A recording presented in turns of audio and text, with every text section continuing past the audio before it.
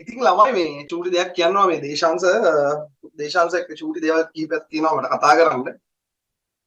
මේ දේශාංශ ඉන්නේ දැන් UK වල. හරි. ඉතින් මම මේ පොඩි දෙයක් කියනවා මේ දේශාංශ මේ තැනට ගිය විදිහ.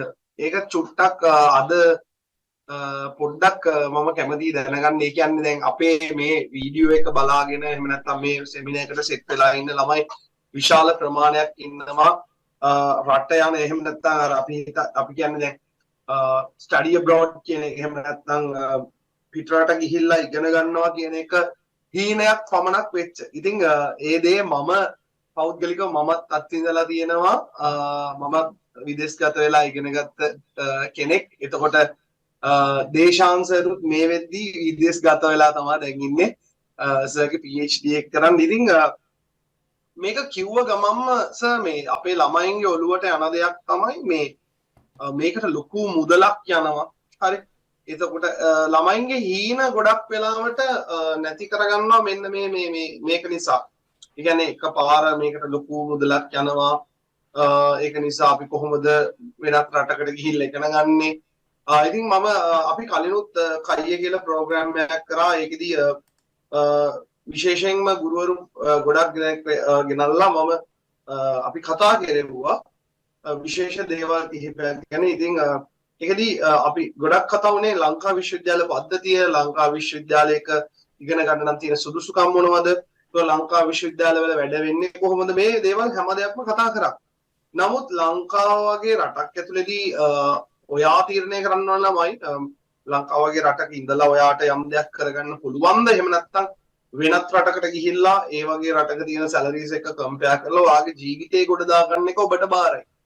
ඒතකොට යම් ළමෙක් අහන්න පුළුවන් පිට රටකට ගිහිල්ලා කරනවා නෑ සර් මෙහෙ ඉඳන් මෙහෙම කර ඉන්නේ කියලා. එහෙම දෙයක්ත් තියෙනවා. එතකොට ඒක ඔයා මත පුද්ගලයා මත ඩිපෙන්ඩ් වෙනවා.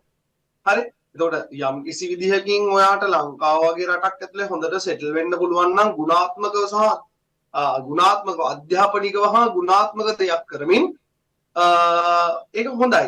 නමුත් බොහෝ ළමයින්ට තියෙන ප්‍රශ්නයක් තමයි එයාලා ගොඩක් ආසයි පිටරටක අධ්‍යාපනය ලබන්න. නමුත් තියෙන අධ්‍යාපනික දුෂ්කරතා එහෙම නැත්නම් තියෙන විවිධ ප්‍රශ්න නිසා රයිට්. ඉතින් එයාලා දන්නේ නැහැ, එයාලට පාත් එකක් කියන්න කවුරුත් නැහැ සර්. ඉතින් දේශාංශගෙන් මම චූටි ඉල්ලීමක් කරනවා. A level කරපුවාම ළමයි එයාට අපි ලංකාවේ ප්‍රයිවට් කැම්පස් එකකට රජයේ කැම්පස් එකකට යාට සිලෙක්ට් වෙන්න අධ්‍යාපනය ලබන්න නම් ඉතින් UK කියන වගේ රටක තියෙන ඔපචුනිටිස් අපි චුට්ටක් ළමයින්ට කියලා දෙමුද සර්? විනාඩි 5ක් වගේ අරගෙන. මෙහෙමයි ජූඩ් සර්. දැන් සාමාන්‍යයෙන් A level කරපු ගමන් ළමයෙක්ට පිටරටකට යනවා නම් අපිට පාත්ස් දෙකක් තියෙනවා.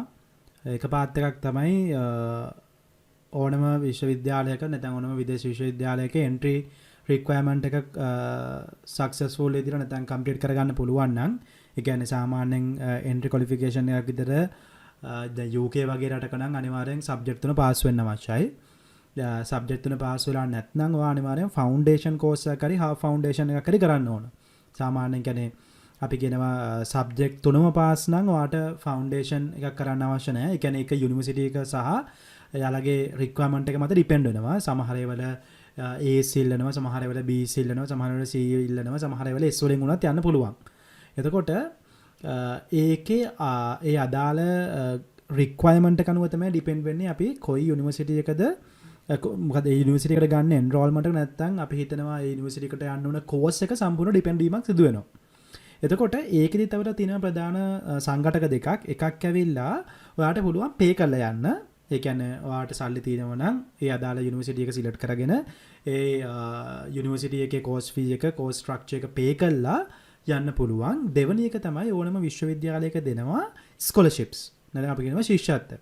ඒ ශිෂ්‍යත්ව වල ප්‍රභේද දෙකක් තියෙනවා. එකක් අපි කියනවා ෆුල් ස්කෝලර්ෂිප්, අනිත් එක කියනවා පාර්ෂල් ස්කෝලර්ෂිප්ස්. නැත්නම් අපි කියනවා half funded scholarships. ඔයාට ෆුල් ස්කෝලර්ෂිප් එකක් ගන්න පුළුවන් නම් එතකොට ෆුල් ස්කෝලර්ෂිප් එක සාමාන්‍යයෙන් ඔයාගේ සම්පූර්ණ කෝස් ෆී එක ඔයාට මාසෙට යන වියදමට අදාළ යම්කිසි පේමන්ට් එකක් ලබා ගන්න පුළුවන්. ඒ කියන්නේ වාට කෝස් ෆී එක සම්පූර්ණ යුනිවර්සිටි එකෙන් එකමඩේට් කරලා ඊට අමතරව ඔයාට ඒ රට තුළ ජීවත් වෙන්න අවශ්‍ය වන බේසික් amount එකකුත් ලබා ගන්න පුළුවන්. දැන් හොඳ උදාහරණයක් ගත්තොත් මම මගේ අන්ඩර්ග්‍රැජුවේට් එක කරේ ඉන්දියාවෙන්.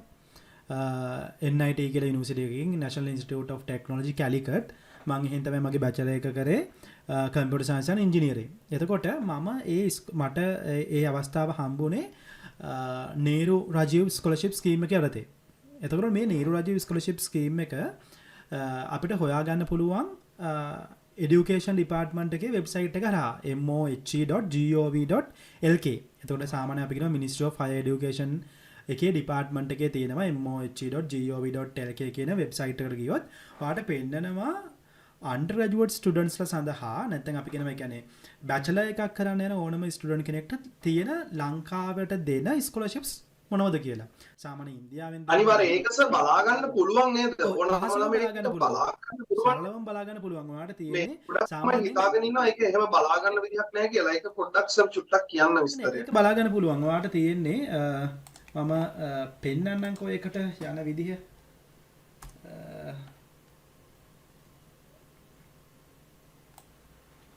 higher education department එකේ website එකට තමයි යන්න ඕන.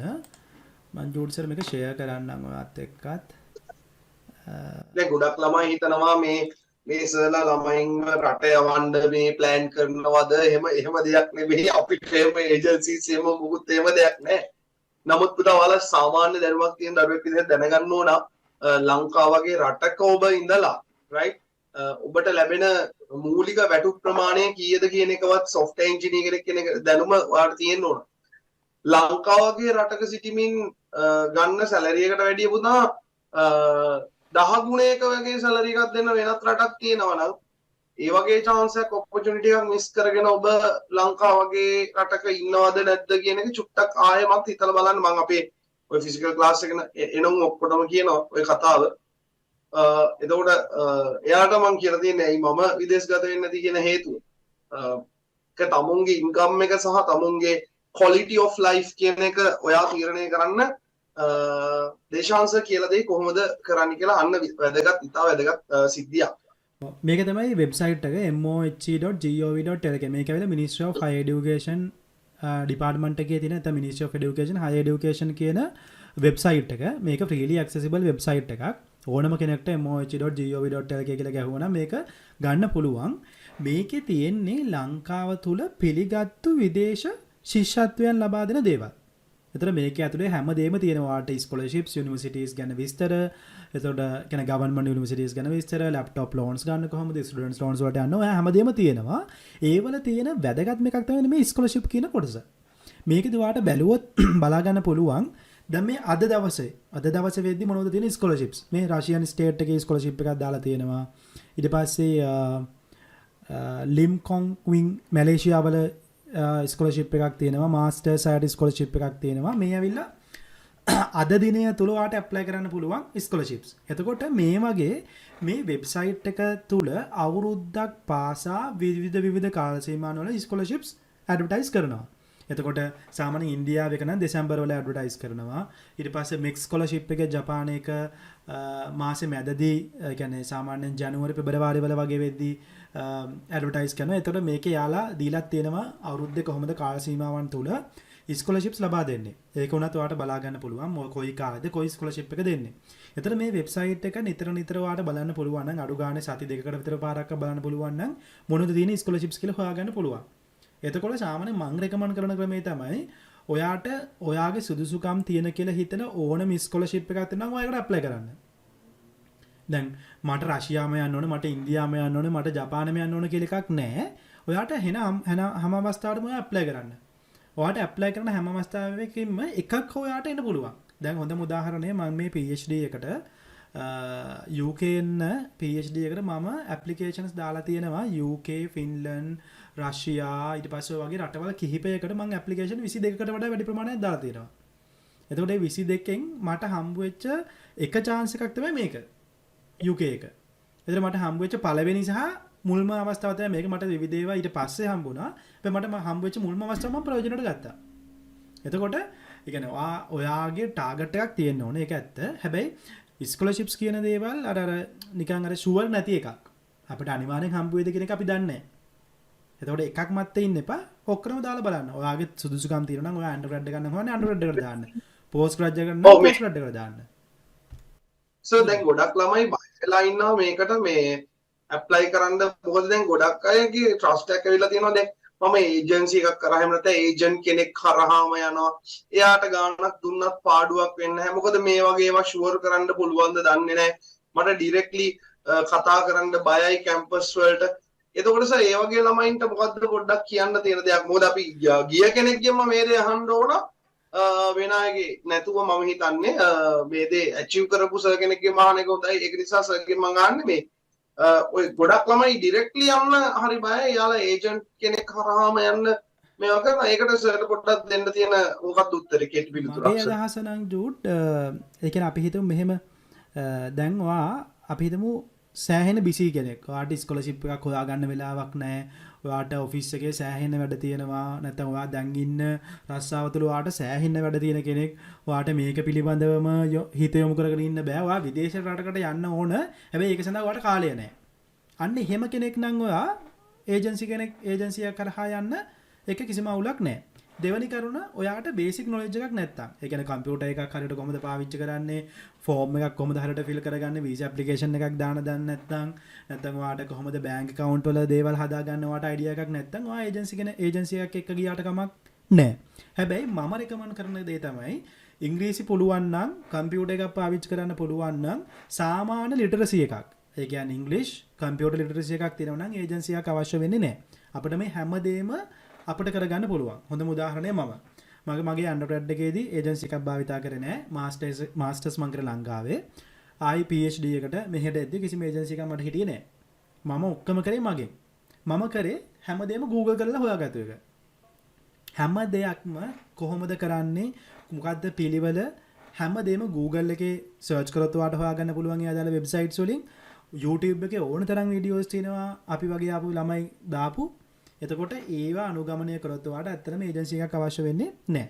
හැබැයි අර මං කියපු බේසික් කරුණු ටික තියෙනවා. ඔයා ලිටරසි එක කියන්නේ කම්පියුටර් ලිටරසි එක ටිකක් අඩුයි නම්, ඔයාට ඉංග්‍රීසි ටිකක් අඩුයි නම්, නැත්නම් ඉංග්‍රීසි පරිහරණයේදී ටිකක් අවුල් තියෙනවා නම්, නැත්නම් ඒ වගේම ඔයාට බයයි නම්, ඔයාට හිතේ චකිතයක් තියෙනවා මට මේක තනියෙන් කරගන්න බෑ කියලා ඒජන්සි එකකට යන එක බොහෝ හොඳයි. මොකද ඒජන්සි එකෙන් ඔයාට අවශ්‍ය වෙන දේවල් ටික ඔක්කොම හොයලා දෙනවා. ඒ ඩොකියුමන්ට්ස් ටික පිළියෙලට හරියට කරලා දෙනවා. නැත්නම් ඔයාගේ වීසා ඩොකියුමන්ට්ස් ටික හරියට කරලා දෙනවා. ඒතකොට ඒ අවශ්‍ය සියලුම දේවල් ඔයාට හරියට කරලා දෙනවා. නැත්නම් ඔයාට වෙන අවුල තමයි නැත්නම් ඔයා ඩොකියුමන්ට් එකක් ඔයා දන්නම කියලා දාලා එක ඩොකියුමන්ට් එකක් හරි රිජෙක්ට් වුණොත් ඔයාට මේ ඇප්ලිකේෂන් ප්‍රොසෙස් එකට ගියපු සියලුම දේවල් අතුරු යනවා. ඒතකොට හැම දෙයක්ම සාමාන්‍ය දැන් UK වගේ රටක නම් නිවැරදිතාවය 100%ක් තියෙන්න ඕන. එක ස්පෙලිං එකක්. ඒ කියන්නේ දැන් මගේ නමේ සුමනතිලක කියන එකේ KA එකට මං KE ලියලා තිබුණොත් වාගේ ඇප්ලිකේෂන් ප්‍රොසෙස් එකම ඉවරයි වතුරේ. ඒකේ සාක්ෂරතාවය වගේම ඇකියුරසි කියන එකක් තියෙන්න ඕන. දැන් මම කරද්දි මම හැම එකක්ම අකුරෙන් අකුර බලලා තමයි කරේ. ඒකයි මම දැන් ජූඩ්සර් දන්නවා ඒක කතන්දරේ. මම ඒ දවස්වල මම ජූඩ්සර්ට කිව්වා මම මේ දවස්වල නම් බිසි. මම මේ ඇප්ලිකේෂන් ප්‍රොසෙස් එකේ ඉන්නේ. එතකොට මම දැන් සමහර දවස්වල මම අන්තිම දවසට මම UK යන්නේ ඉන්නේ. හැබැයි මම ඉරිදා එන්නම් මට අනිත් දවස්වල වීඩියෝස් මම දාන්න නැත්තේ ඒකයි කියලා. ඇයි මම දන්නවා මට මේ ප්‍රොසෙස් එකට ලොකු කාලයක් ඕන. ඒ කාලේ මගේ රස්සාවේ වැඩත් එක්ක මම මැනේජ් කරගන්න ඕන. මොකද මම රට එනකන් අන්තිම දවස් වෙනකන් මගේ රස්සාවේ වැඩ කරා. එතකොට මම තාමත් මගේ රස්සාවේ වැඩ කරනවා. මම ඔන්ලයින් ජොයින් වෙලා මගේ රස්සාව කරනවා. එතකොට අපිට වැඩත් එක්ක තමයි මේක බැලන්ස් කරගන්න වෙන්නේ. එතකොට ඔයාලට අනිවාර්යෙන් දවස තුල ඒක සඳහා කාල සීමාවක් යොමු කරගන්න පුළුවන් නම් මම කියන්නේ ඒජන්සි එකක් අවශ්‍ය වෙන්නේ නැහැ.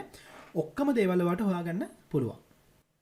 අනිත් එක දේශාංශ ඔකට මුදල් ගෙවීමක් අවශ්‍ය වෙන්නේ නැහැ නේ වීසා එක ලැබෙන්න කලින්.